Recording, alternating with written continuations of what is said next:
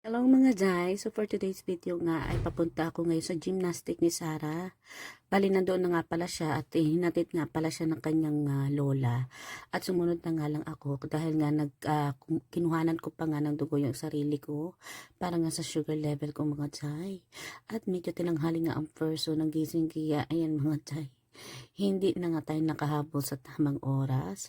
At nang makarating nga ako sa gymnastic ng aking anak, ay nagsap na kami ni Oma. Siya na yung uuwi at ako naman yung mag-i-stay para kay Sarah.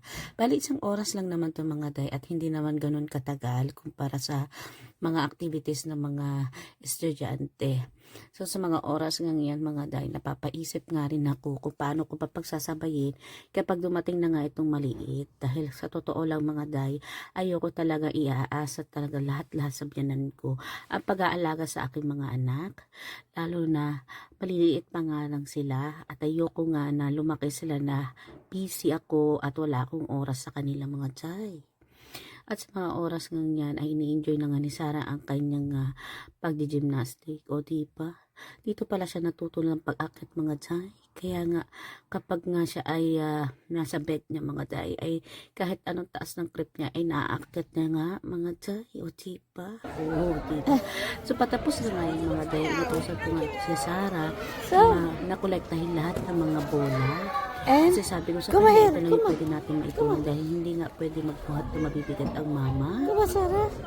At mabuti na nga lang ay masunurin ito si Sarah.